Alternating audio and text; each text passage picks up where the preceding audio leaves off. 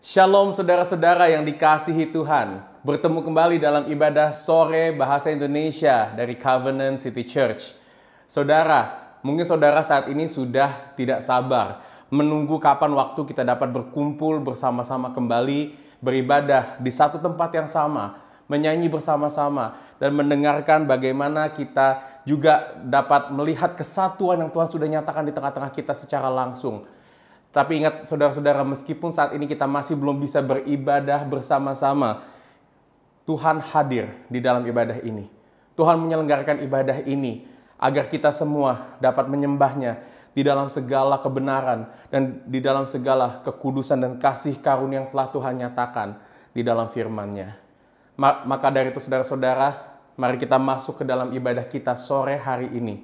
Kita kembali bersama-sama membuka hati kita, meminta pertolongan daripada Roh Kudus untuk benar-benar membentuk kita dan juga mengajarkan kita, membawa kita untuk semakin menyembah dan memuliakan Tuhan melalui ibadah kita pada hari ini.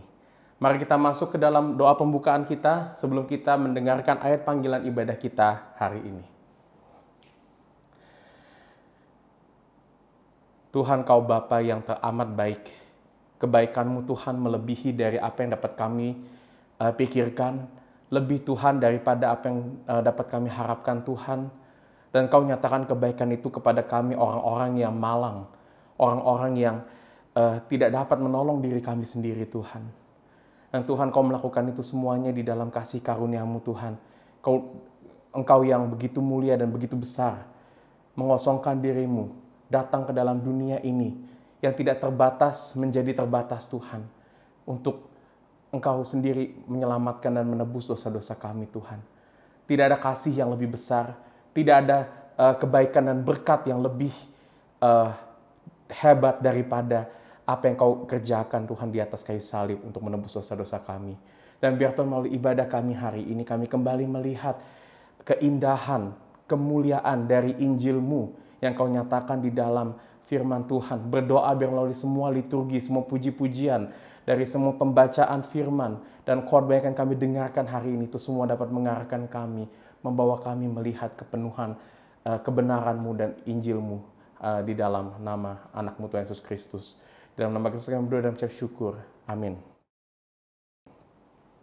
Bersama-sama kita baca ayat panggilan ibadah kita hari ini yang diambil dari Lukas pasal 17 ayat 11 sampai 16. Lukas pasal 17 ayat 11 sampai 16. Inilah firman Tuhan. Dalam perjalanannya ke Yerusalem, Yesus menyusur perbatasan Samaria dan Galilea. Ketika ia memasuki suatu desa, datanglah 10 orang kusta menemui dia. Mereka tinggal berdiri agak jauh dan berteriak, "Yesus, Guru, kasihanilah kami." Lalu ia memandang mereka dan berkata, "Pergilah, perlihatkanlah dirimu kepada imam-imam." Dan sementara mereka di tengah jalan, mereka menjadi tahir.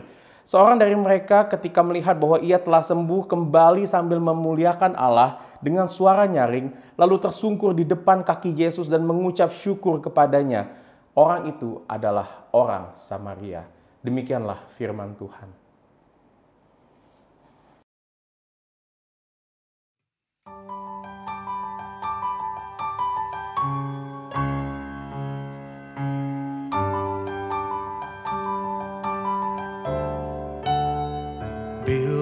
Ku lihat bintang gemerlapan dan bunyi guru riuh ku dengar.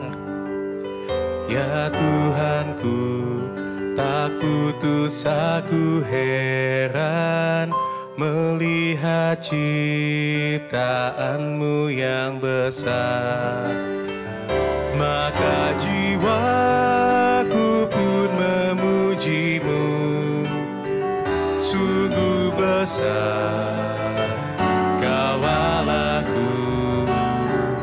Maka jiwaku pun memuji-Mu, sungguh besar Kau Allahku. Ya Tuhanku, apabila ku renungkan pemberian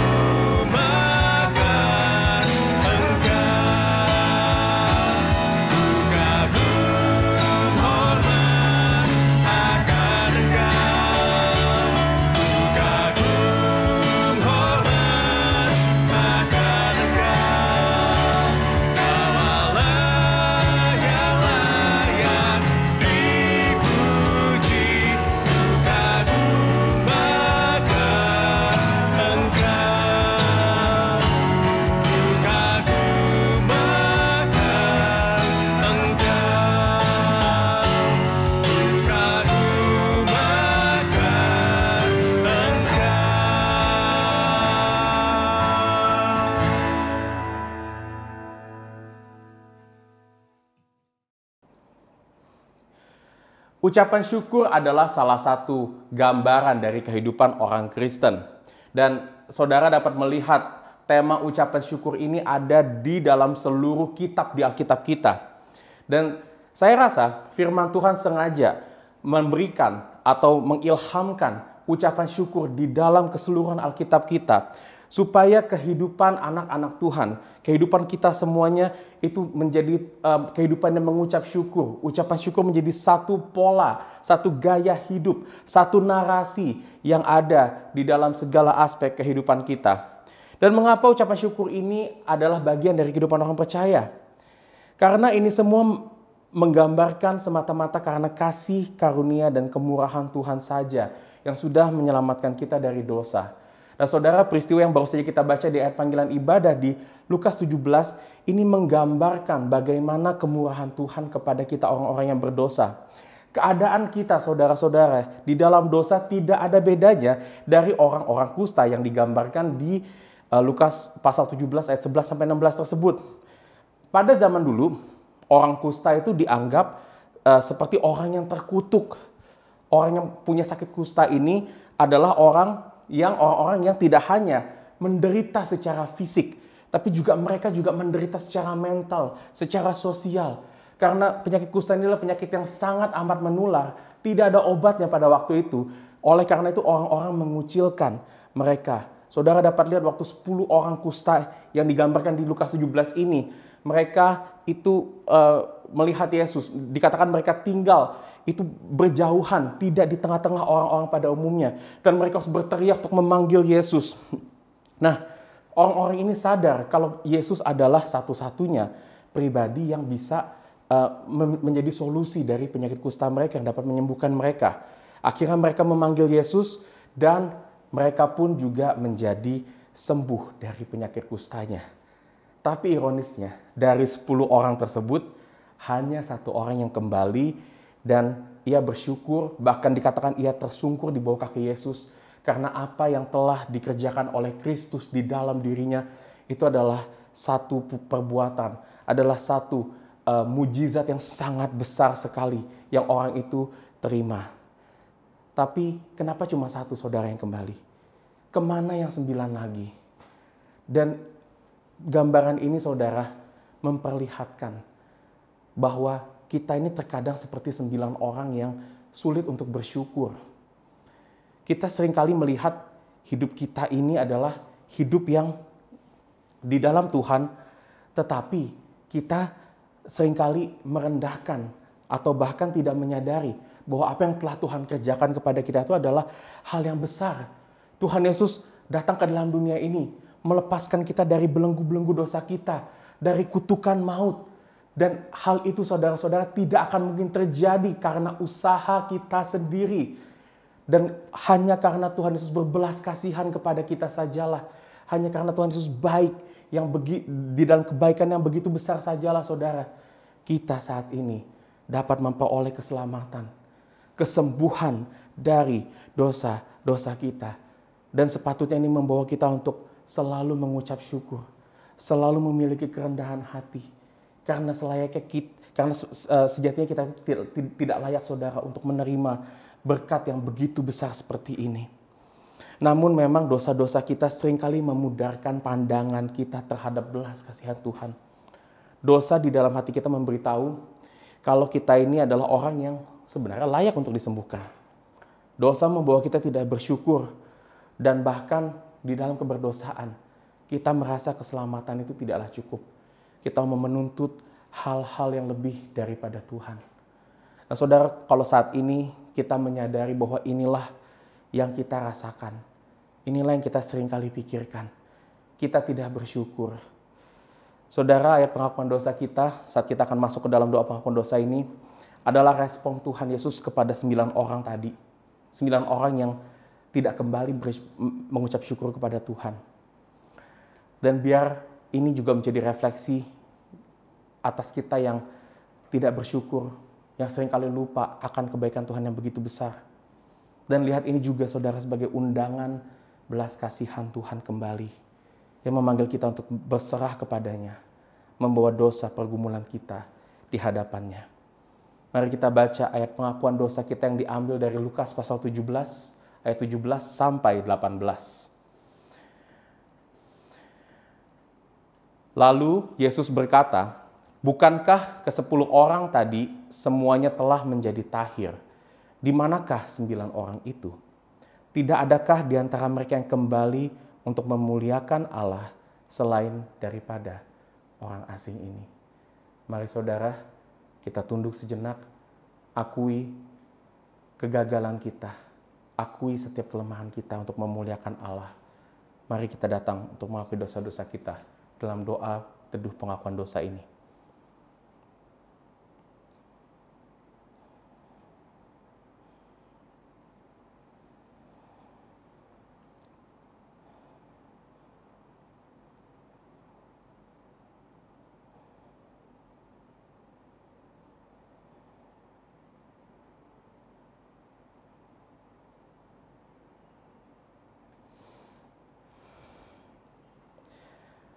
Bapa, ketika kami kembali mengingat betapa baik dan betapa Engkau berbelas kasihan kepada kami, orang-orang yang tidak layak. Kami sejujurnya malu Tuhan, karena kami seringkali menganggap diri kami itu baik-baik saja. Kami menganggap kami adalah orang yang dapat berjuang di dalam diri kami sendiri, tanpa memerlukan bantuan, tanpa memerlukan campur tangan daripada-Mu saja Tuhan. Kami lupa Tuhan melihat bahwa kehidupan yang kami hidupi saat ini adalah anugerah-Mu, dan bukan karena hasil pekerjaan kami sendiri. Dan Tuhan, inilah kecenderungan keberdosaan hati kami yang seringkali Tuhan membawa kami untuk lupa dengan setiap kebaikan yang telah Kau nyatakan kepada kami. Bapa, kami memohon pengampunan daripada-Mu. Kami memohon biar Kau yang membenarkan Tuhan kecenderungan hati kami yang tidak mau mengucap syukur kepada-Mu. Biar Tuhan sendiri yang kembali memberikan kami peringatan Tuhan, mengingatkan kami kembali betapa besar kasih pengorbanan-Mu kepada kami. Dan biar itu membawa kami untuk melihat ketidaklayakan kami, dan membawa kami melihat di waktu yang sama bahwa Engkau adalah Allah yang mengasihi kami dengan sangat kaya dan sangat besar. Biar hati kami Tuhan selalu berlimpah dengan ucapan syukur. Terima kasih Bapa. Di dalam nama Kristus kami berdoa dan mengucap syukur. Amin. Saudara, ucapan syukur di dalam hati kita sebenarnya datang dengan satu paket, dengan sukacita. Ini terjadi saudara karena kita adalah orang-orang yang telah ditebus, dan hal ini sebenarnya sama halnya dengan orang-orang yang telah menerima kemenangan dalam hidupnya. Dosa telah membuat kita tertawan, dosa telah membuat kita kalah terhadap dunia ini. Tetapi Kristus di dalam segala kasih-Nya, Ia datang, Ia mati di atas kayu salib. Dan salib yang tadinya menjadi tanda kekalahan, tapi ini adalah tanda kemenangan bagi kita semua orang-orang percaya. Kemenangan Kristus adalah kemenangan yang telah mengalahkan dosa. Dan saudara, inilah sebabnya kita dikatakan sebagai orang-orang yang sudah merdeka di dalam Kristus. Fakta ini hendaknya membawa kita terus mengucap syukur. Dan biar ucapan syukur ini pun juga dinaungi dengan sukacita di dalam segala keadaan. Sukacita yang ada di dalam hati kita, yang mengalir, menaungi setiap hati kita. Dan biar sukacita ini dapat terus kita lihat di tengah-tengah dunia ini, untuk kita terus juga dapat memiliki damai sejahtera dari sukacita kita yang berlimpah ini. Sukacita ini juga yang akan melindungi kita, saudara-saudara sekalian, yang akan terus menaungi kita, agar kita juga tidak khawatir akan ketidakpastian dunia ini. Dan biarlah di dalam sukacita, damai sejahtera, dan ucapan syukur yang terus-menerus menjadi bagian hidup kita. Kita pun juga dibawa menjadi berkat Tuhan, menjadi perpanjangan tangan Tuhan di tengah-tengah dunia ini untuk kabar Injil Tuhan saja. Maukah saudara kita hidup dalam sukacita yang besar yang Tuhan telah sediakan bagi kita? Tuhan telah menyediakan itu dan berjanji akan terus memberikan sukacita ini bagi kita.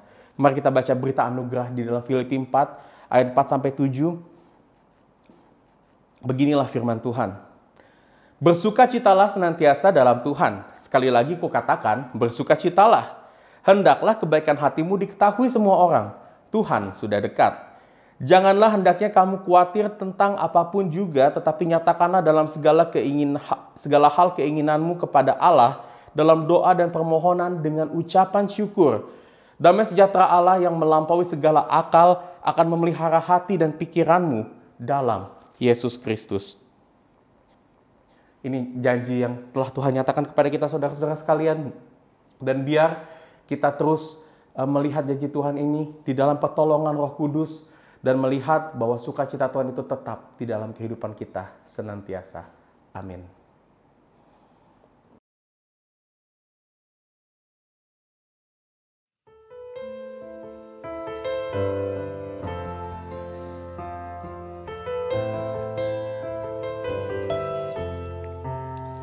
Datanglah ya sumber rahmat, selaraskan hatiku, menyanyikan kasih selamat yang tak kunjung berhenti.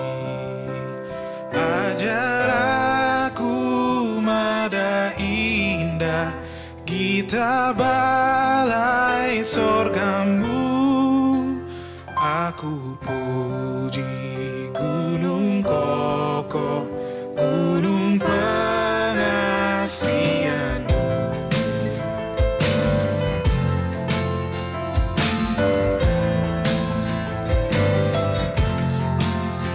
Hingga kini ku selamat dengan kuat yang kau beri. Ku harapkan akan dapat sampai di negeri seri.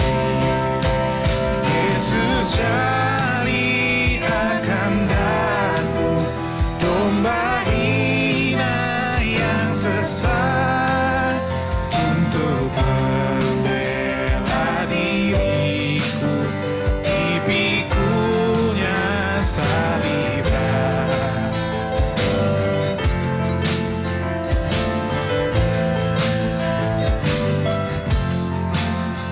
Tiap hari ku berutang pada kasih abadi. Lantailah hatiku curang dengan lama tak henti. Dipikat pencobaan, meninggalkan kasih-Mu. Inilah hatiku Tuhan, materaikan bagi-Mu. Inilah hatiku Tuhan, materaikan bagi-Mu. Inilah hatiku Tuhan, materaikan bagi-Mu.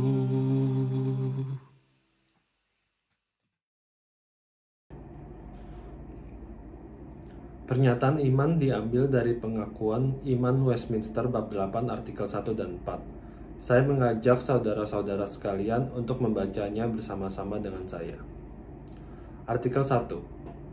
Allah berkenan di dalam tujuan kekalnya untuk memilih dan menetapkan Tuhan Yesus, anaknya yang tunggal, sebagai pengantara antara Allah dan manusia, nabi, imam, dan raja, kepala dan juru selamat gerejanya, pewaris segala sesuatu dan hakim atas dunia.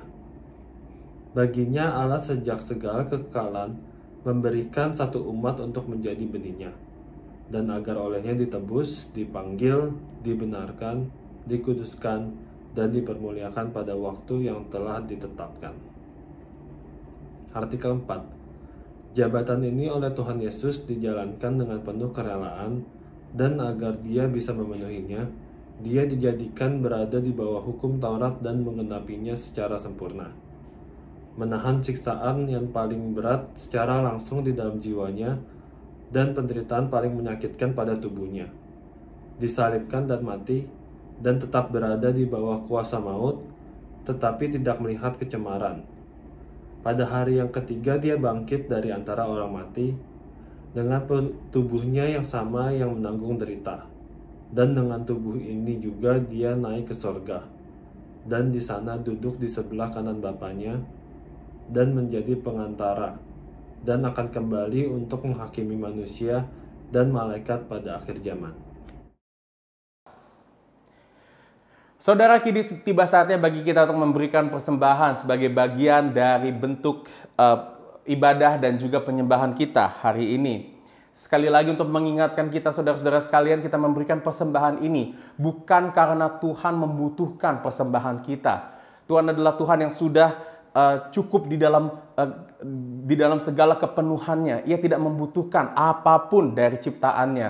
Tapi persembahan ini adalah sebuah tugas dan juga sebuah sukacita bagi kita orang-orang yang telah Tuhan tebus, yang Tuhan telah persatukan di dalam satu gereja lokal. Dan terutama bagi para member Covenant City Church. Saudara dapat dengan setia memberikan persembahan ini melalui QR Code yang tersedia di layar saudara. Dan bagi saudara sekalian yang bukan member dari Covenant City Church, saudara, kami juga mendorong saudara untuk dengan setia memberikan persembahan ke gereja lokal di mana saudara beribadah. Mari kita masuk ke dalam doa syafaat kita. Sungguh besar Tuhan kasih setiamu, kasih-Mu melampaui dunia ini Tuhan. Dan kasih-Mu Tuhan adalah kasih yang memuaskan setiap kehidupan kami.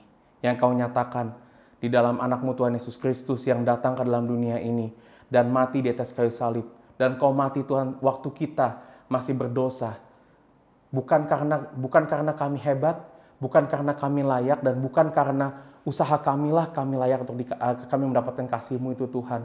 Tapi semua ini terjadi Tuhan karena Engkau terlebih dahulu Tuhan beranugerah, berkasih karunia kepada kami Tuhan. Yang kami terima Tuhan melalui iman dan hanya di dalam nama anak-Mu Tuhan Yesus Kristus.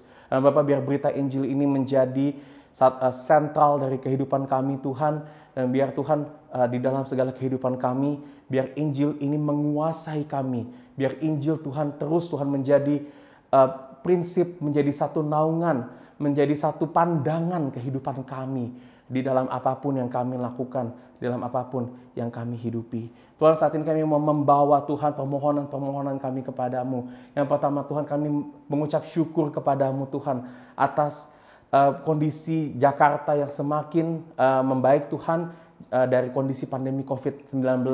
Kami juga bersyukur di tengah-tengah kondisi ini Tuhan, banyak orang juga sudah bisa kembali beraktivitas, bekerja, dan juga bersekolah kembali seperti sedia kalanya Tuhan. Dan juga kami di dalam gereja Tuhan, kami juga bersyukur untuk gereja CCC, ibadah bahasa Inggris, yang telah memulai ibadahnya, ibadah tatap mukanya pertama kali di hari ini.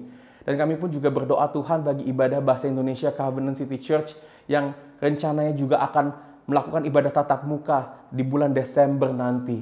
Tuhan, biar Tuhan yang terus memimpin, mempersiapkan, dan juga Tuhan yang terus beranugerah kepada kami Tuhan, tim di dalam ibadah sore bahasa Indonesia, agar kami dapat berjalan di dalam kesetiaan-Mu Tuhan, satu demi satu langkah untuk kami mempersiapkan ibadah ini dengan setia, dengan sepenuh hati, dan juga bergantung kepada kehendak Tuhan saja. Juga berdoa Tuhan bagi setiap kami di tempat ini yang juga saat ini sedang mengalami pergumulan, untuk kami yang mengalami sakit penyakit.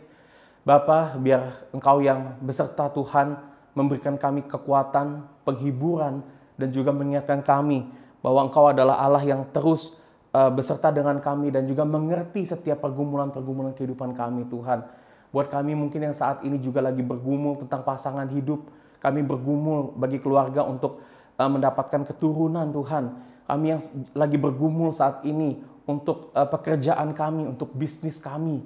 Tuhan, meskipun banyak hal yang kami tidak dapat tanggung itu sendiri Tuhan, tapi kami percaya Engkau Allah yang mengerti. Kau lebih mengerti daripada kami mengerti diri kami sendiri Tuhan. Dan biarlah Tuhan kami terus bergantung hanya kepadamu saja. Melihat Engkau sebagai satu-satunya sumber sukacita dan pengharapan kami. Yang bukan kepada apa yang ada di dalam dunia ini. Biar ketika kami menunggu pasangan kami, menunggu keturunan atau menunggu anak atau menunggu pekerjaan Tuhan, di situ Tuhan kami menunggu dengan pengharapan yang hanya daripadamu saja. Terima kasih Tuhan untuk doa-doa kami ini, dan kami mau menutup doa ini dengan satu doa yang Kau ajarkan kepada murid-murid-Mu di dalam doa Bapa kami.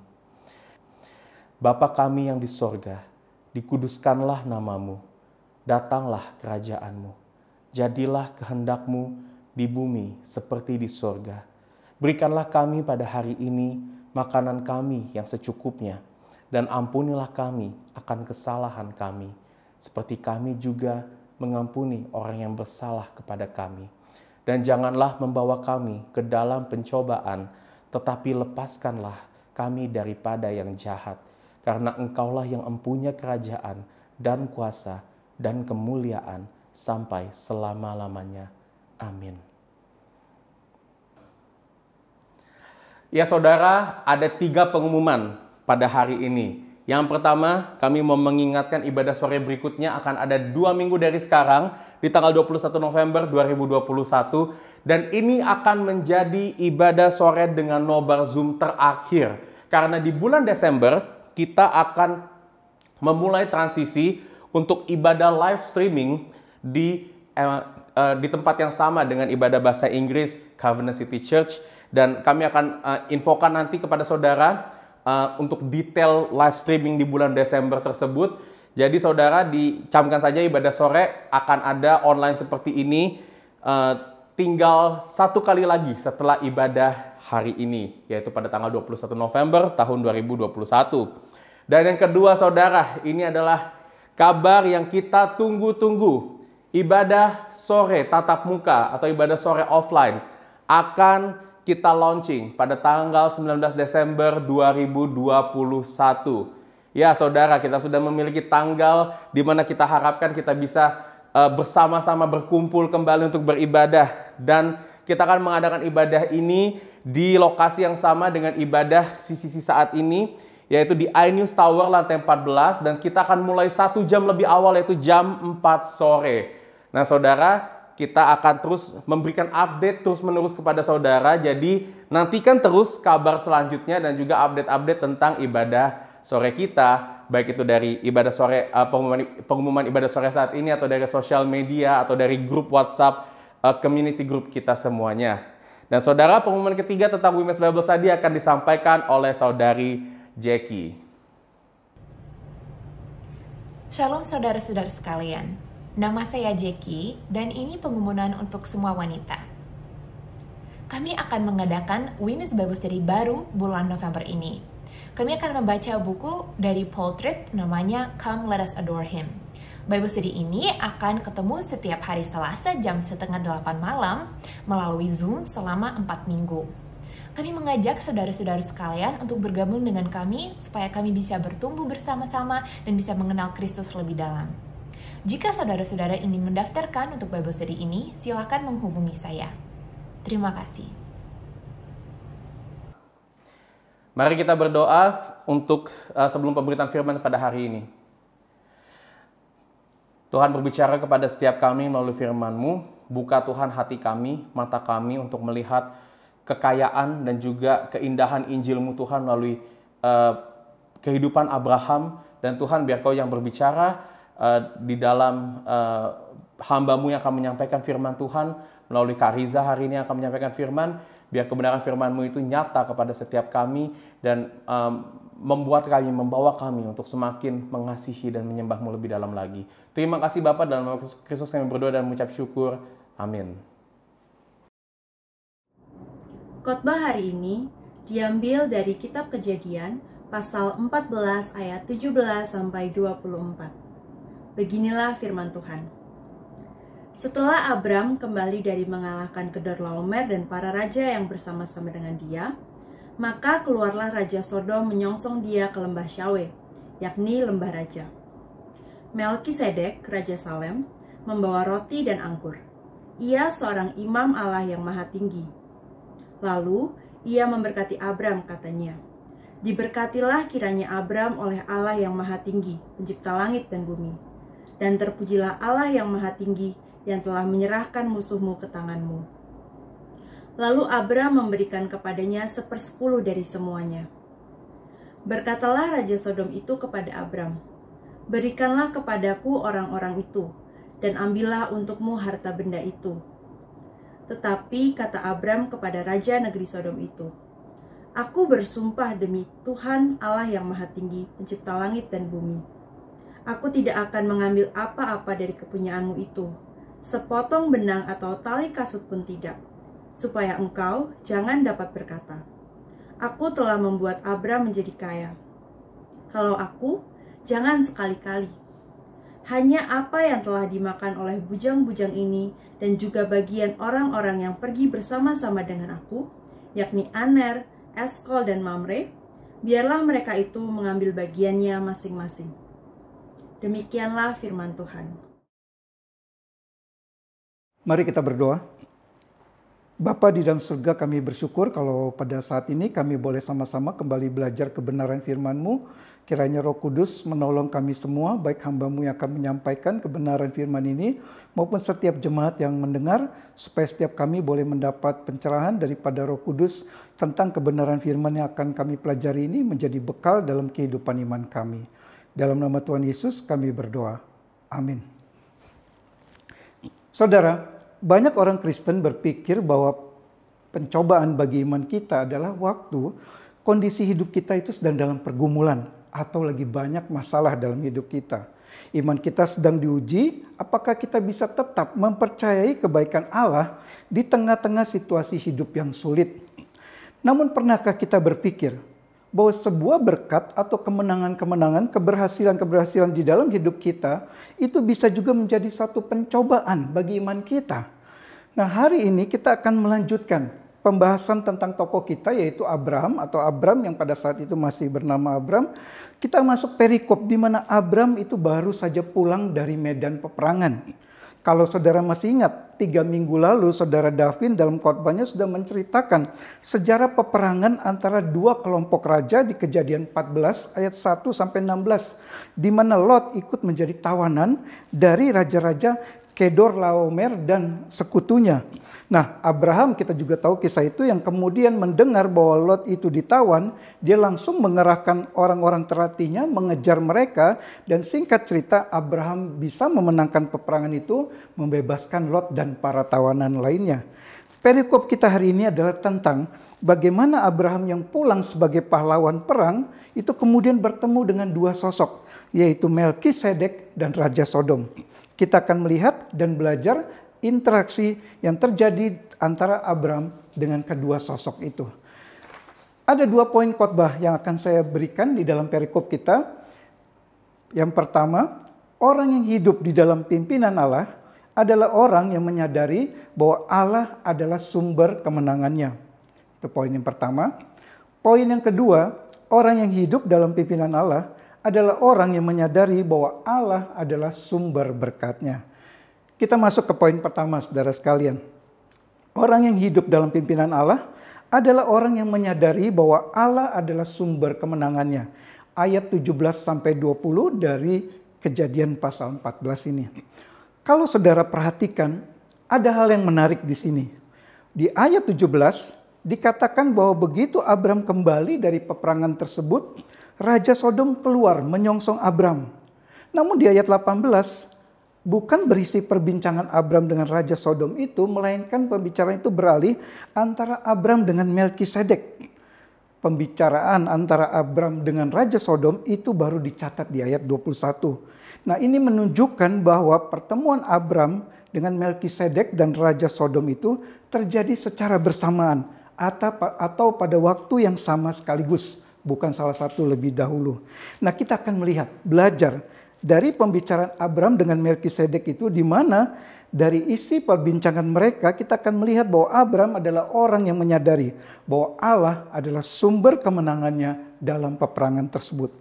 Nah, saudara sekalian, kita melihat sebagai manusia biasa, sama seperti kita, di ayat 12 kita sebelumnya sudah mendengar kisah bagaimana Abram berbohong kepada Firaun di Mesir supaya ia tidak dibunuh karena Firaun menginginkan Sarah dan dia mengaku sebagai kakak dari Sarah.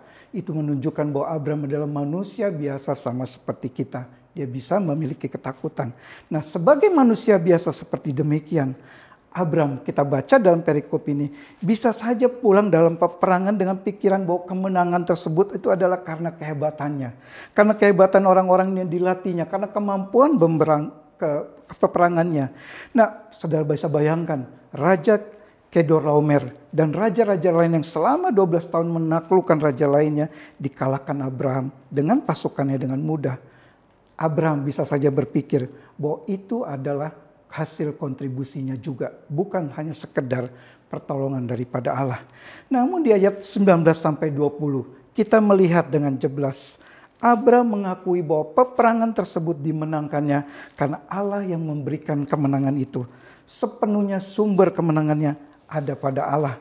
Dikatakan di dalam ayat itu, Melkisedek mengatakan kepada Abraham, lalu ia memberkati Abraham. Katanya, diberkatilah kiranya Abraham oleh Allah yang maha tinggi, pencipta langit dan bumi.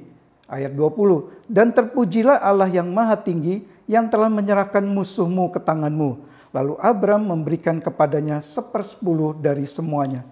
Perhatikan saudara sekalian, tidak ada satupun kata pujian yang keluar dari mulut Melkisedek untuk Abraham yang baru saja pulang sebagai pahlawan perang.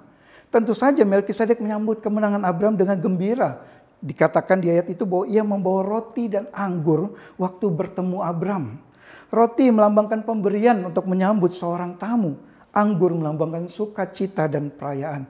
Artinya Melkisedek ikut bergembira atas kemenangan Abraham, namun dia tahu pujian itu hanya layak diberikan kepada Allah. Sumber dari kemenangan Abraham, dikatakannya, terpujilah Allah yang maha tinggi, yang telah menyerahkan musuhmu ke tanganmu. Demikian dikatakan Melkisedek. Saudara, jelas dari kalimat tersebut, kita lihat interaksi yang saling menerima dan memberi antara keduanya. Abraham menerima berkat yang diucapkan oleh Melkisedek baginya, dan sebagai responsnya Abraham memberikan 1/10 dari hasil perang itu bagi Melkisedek. Pemberian itu adalah wujud satu pengakuan Abraham terhadap otoritas dari Melkisedek yang telah mengucapkan berkat baginya, dan sebuah bentuk ungkapan syukur Abraham kepada Allah yang telah menyerahkan musuh-musuhnya ke tangannya. Hal ini menunjukkan saudara sekalian, Abraham menyadari benar bahwa di balik kemenangannya itu Allah lah sumbernya. Kesadaran ini membawa Abraham pada dua hal, kerendahan hati untuk sama sekali Abraham tidak mengambil sedikit pun kredit bagi dirinya, dan sebuah ungkapan syukur dalam bentuk pemberian kepada Melkisedek. Nah, saudara sekalian, waktu kita membaca kisah ini, kemenangan Abraham, mari kita coba kaitkan dengan kehidupan kita masing-masing. Setiap kita pasti pernah mengalami momen-momen kemenangan seperti yang dialami oleh Abraham ini. Tentu dalam konteks hidup kita yang bukan seperti Abraham, kita bukan menang dalam peperangan, tapi dalam kata kemenangan yang lain kita definisikan. Kita coba pikirkan seluruh kemenangan-kemenangan yang kita bisa definisikan sebagai keberhasilan dalam hidup kita. Keberhasilan yang kita capai, entah itu kontrak kerja yang bisa saudara menangkan, deal-deal yang penting dan besar di dalam bisnis yang saudara dapatkan, perjuangan panjang saudara untuk sesuatu hal yang akhirnya membuahkan hasil seperti yang saudara harapkan, atau sebuah penderitaan atau kelemahan fisik tertentu yang berhasil saudara atasi, semuanya itu bisa kita kategorikan sebagai sebuah kemenangan yang kita dapatkan di dalam kehidupan kita. Pernahkah kita memikirkan waktu kita mendapatkan kemenangan-kemenangan seperti itu? Apakah seluruh pikiran dan hati kita langsung mengarah kepada Allah sebagai sumber dari kemenangan kita itu? Apakah kita langsung merendahkan diri kita dengan sama sekali tidak berpikir bahwa keberhasilan yang kita dapatkan itu sama sekali bukan karena kita, walaupun kita jelas harus berkontribusi dengan mengerjakan sebaik-baiknya, tapi semua hasil itu yang kita dapat, betulkah kita sungguh-sungguh menyadari bahwa itu karena Allah yang memberikannya, terlepas dari tanggung jawab kita yang kita harus kerjakan dengan sekuat tenaga kita berusaha untuk yang terbaik mencapai apa yang kita inginkan. Itulah hal yang menjadi sebuah pemikiran bagi kita waktu kita mengalami kemenangan-kemenangan dalam hidup kita. Nah, lalu pertanyaannya sekarang saudara sekalian, mengapa hal ini penting untuk kita miliki? Mengapa penting kita untuk sungguh-sungguh menyadari bahwa semua keberhasilan kita atau kemenangan-kemenangan kita itu bersumber dari Allah, bukan dari usaha kita. Mengapa ini penting? Yang pertama, saudara sekalian, karena memang itu benar-benar bersumber pada Allah semata. Entah kita mengakuinya atau tidak, Alkitab mengatakan bahwa manusia bisa merencanakan dan melakukan apapun juga, tetapi hasil akhir tetap ada di tangan Allah. Allah yang berdaulat berhak memutuskan apa hasil dari usaha kita. Tentu jelas kebenaran ini sama sekali tidak meniadakan tanggung jawab kita untuk melakukan yang terbaik di dalam pekerjaan atau usaha kita. Yang kedua, mengapa ini penting? Mengapa penting kita untuk menyadari sungguh-sungguh bahwa semua keberhasilan kita, kemenangan-kemenangan dalam hidup itu bersumber dari Allah? Karena kesadaran ini akan membawa kita pada perendahan hati kita di hadapan Allah. Alkitab berisi banyak perintah untuk kita merendahkan diri kita seorang dengan yang lain serta di hadapan Tuhan. Ini berarti, saudara sekalian, merendahkan diri bukan hal yang secara natural bisa kita miliki. Hal yang natural kita miliki adalah meninggikan diri yang kita sudah miliki sejak kejatuhan manusia di dalam dosa. Di sini kita perlu melatih, merendahkan diri kita, dan itu dimulai dengan menyadari sungguh-sungguh bahwa setiap keberhasilan, kemenangan-kemenangan dalam hidup yang kita peroleh itu sungguh-sungguh berasal sepenuhnya daripada Allah. Nah, saudara sekalian, itu hal yang pertama yang harus ada di dalam diri orang yang hidupnya dipimpin oleh Allah. Sekarang kita akan melihat hal yang kedua yang ada di dalam diri orang yang hidupnya dipimpin oleh Allah, yaitu kesadaran bahwa Allah adalah sumber berkatnya. Poin yang kedua, Allah adalah sumber berkatnya. Kita lihat di ayat 21 sampai ayat 24. Percakapan Abram dengan Raja Sodom. Sebuah kontras di dalam dua interaksi ini kita lihat. Percakapan yang pertama Abram dengan Melkisedek itu berisi berkat dari Allah dan pujian kepada Allah. Tapi percakapan yang kedua ini kalau saudara lihat itu berisi hanya kepentingan dari Raja Sodom yang menjadi paling utama. Di ayat 21 dikatakan, berkatalah Raja Sodom itu kepada Abram, berikanlah kepadaku orang-orang itu dan ambillah untukmu harta benda. Bayangkan saudara, Abram pulang dari medan peperangan dan dia disambut oleh Melkisedek dengan roti dan anggur serta pengucapan berkat. Namun Raja Sodom menyambut Abram dengan langsung memberikan sebuah tuntutan, berikanlah kepadaku orang-orangku dan silahkan ambil harta benda. Tidak ada kata terima kasih kepada Abram maupun pujian kepada Allah. Mengapa bisa begitu kontras saudara? Dua sosok ini, Melkisedek memberikan pujian bagi Allah, sedangkan Raja Sodom dia tidak sama sekali membicarakan tentang Allah. Mengapa kontras ini diberikan? Kontras ini diberikan untuk menunjukkan bahwa memang ini adalah dua sosok yang sangat berbeda. Melkisedek yang berarti Raja Salam atau Raja Damai itu berbeda sekali dengan Sodom. Raja Sodom adalah lambang dari dosa dan pemberontakan kepada Allah. Sehingga sangat wajar keduanya akan meresponi kemenangan Abram itu dengan satu cara yang berbeda. Dan di sini kita lihat saudara, Abram, seorang yang hidupnya dipimpin oleh Allah. Dia tahu bahwa kemenangannya itu berasal daripada Allah. Dia tahu bagaimana dia harus bersikap terhadap tawaran dari Raja Sodom ini. Di ayat 23, dengan tegas Abram menolak tawaran tersebut dengan mengatakan kepada Raja Sodom, mengapa ia menolak tawarannya itu? Aku tidak akan mengambil apa-apa dari kepunyaanmu. Sepotong benang atau tali kasut pun tidak, supaya engkau jangan dapat berkata, aku telah membuat Abram menjadi kaya. Saudara, Abram secara legal tentu saja bukan hal yang salah kalau dia mau menerima tawaran dari Raja Sodom tersebut. Namun Abram menolaknya. Abram menolak tawaran tersebut. Menunjukkan bagaimana hati Abram tidak dikuasai oleh harta benda. Kalau Abram adalah orang yang tamak, dikuasai oleh keinginan untuk memiliki harta yang banyak, tidak mungkin dia akan menolak tawaran untuk memiliki harta benda dari Raja Sodom tersebut. Karena itu adalah satu cara yang mudah untuk menjadikan ia semakin kaya. Namun kita tahu di sini kita lihat Abram tidak bergeming dengan tawaran itu. Ini seperti sebuah ujian bagi Abram. Apakah ia akan menerima tawaran dari Raja Sodom itu, harta benda itu, yang berarti ia tidak lagi mempercayai sepenuhnya janji Allah yang akan memberkatinya, atau dia menolaknya dan tetap berpegang pada janji Allah. Dia juga diuji dalam hal ini Abram. Apakah ia akan menerima keduanya? Berkat dari Melkisedek dan harta benda dari Raja Sodom. Namun kita lihat di sini, Abram jelas tahu sumber berkatnya adalah Allah. Dia pegang itu sehingga tawaran dari Raja Sodom itu tidak diterimanya. Nah, saudara sekalian, bicara tentang berkat jasmani, siapa yang tidak senang waktu kita berbicara tentang berkat? Berkat ada sesuatu hal yang baik pada dirinya, karena itu adalah sesuatu yang berasal daripada Allah. Tidak ada yang salah dengan memiliki berkat. Menginginkan berkat pun juga bukan sesuatu yang salah.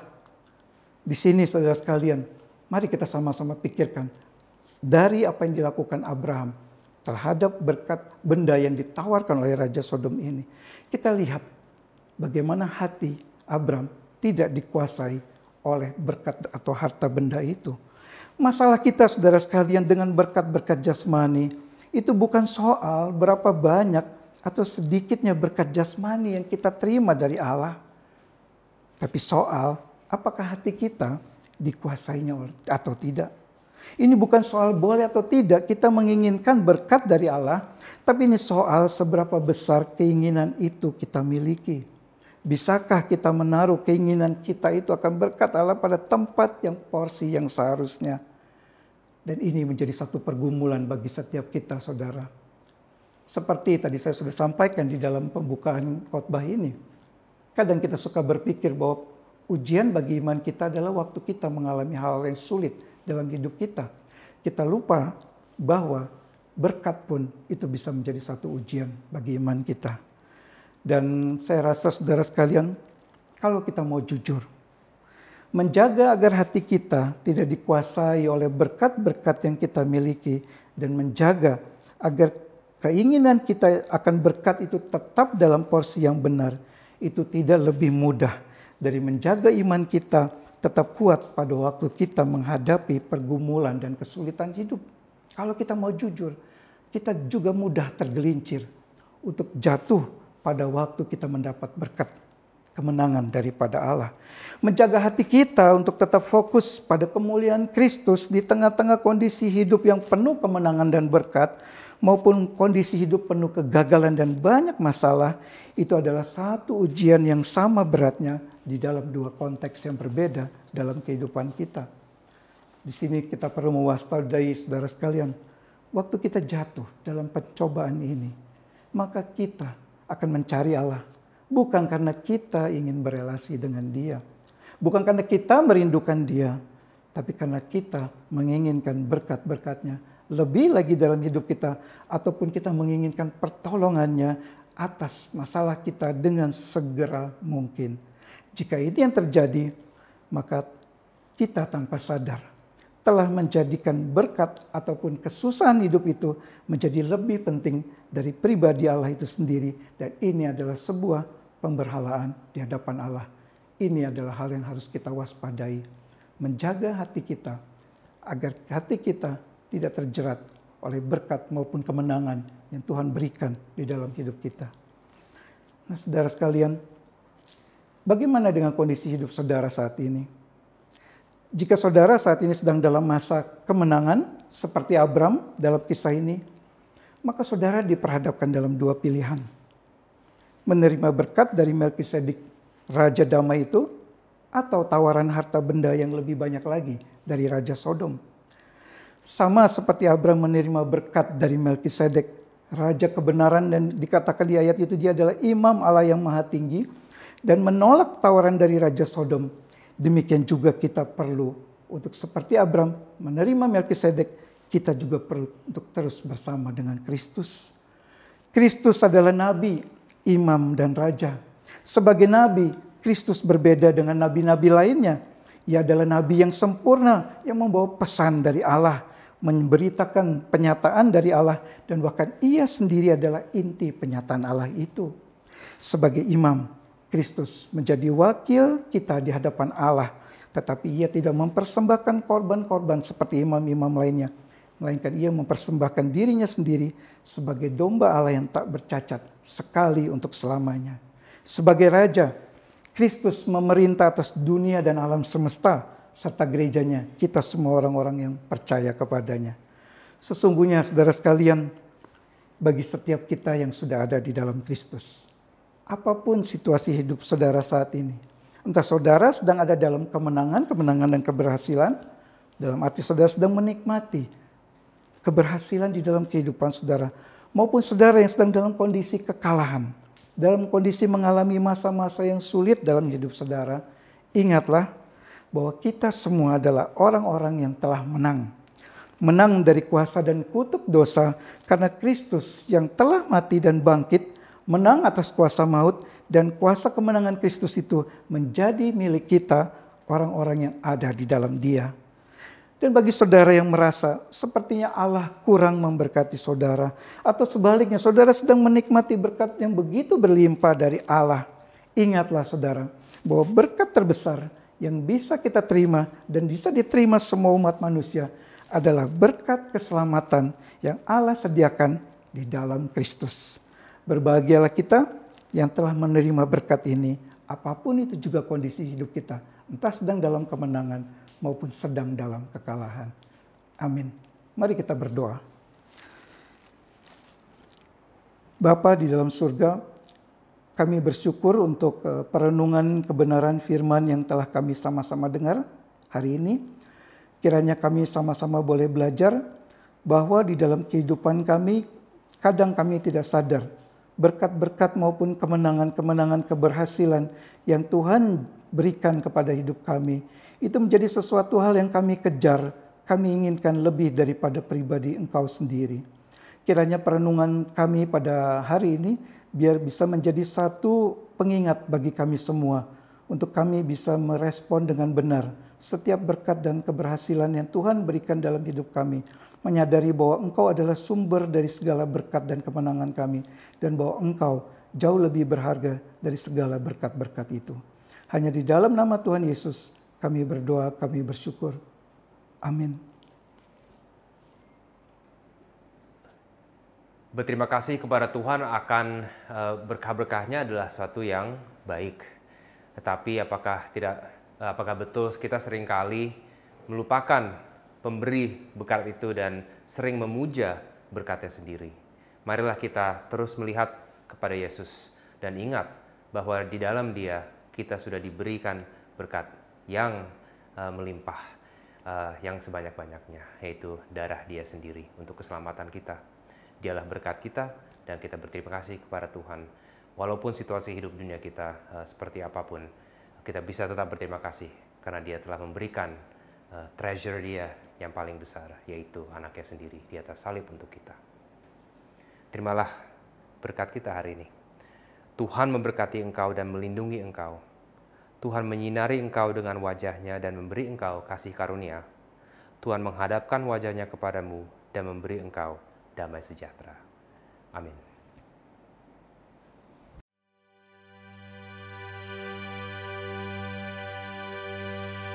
Puji Allah Bapa Putra, puji Allah Roh Kudus, ketiganya yang esa, pohon selamat sumber